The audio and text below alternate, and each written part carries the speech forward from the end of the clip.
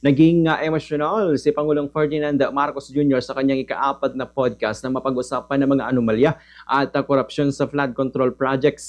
Ayon sa Pangulo, nakakabiglang lawak ng anomalya at kapal ng mukha ng mga sangkot dahil sa lantaran at garapalan na ang pagbulsa nila sa pondo ng bayan.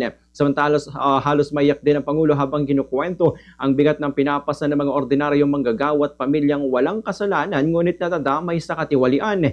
Giit ng Pangulo, matagal na anyang umusbong ang sistemang ito ng katiwalian kaya't panahon na para ayusin at lagyan ng matitibay na safeguard ang gobyerno sa pamagitan ng bagong batas o restructuring.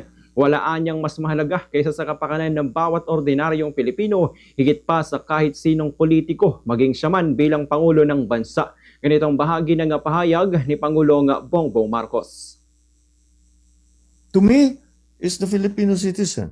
Nobody is more important than Filipinos. Nobody, not one person is more important. Not me, not anybody is more important. Whatever it is that's going to be good for Filipinos, you sacrifice that for the Filipinos.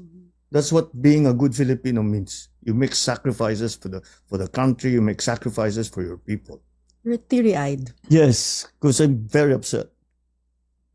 No, because I see people having a hard time. And and they don't deserve it. Mabuti mga kung masamang tao yan.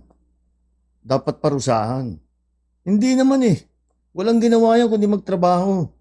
Kundi mahalin ang pamilya. Ba't mo paparusahan? Para magpayaman ka?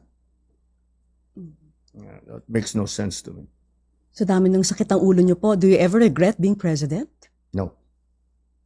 Not for You didn't even pause to think. Not for one moment.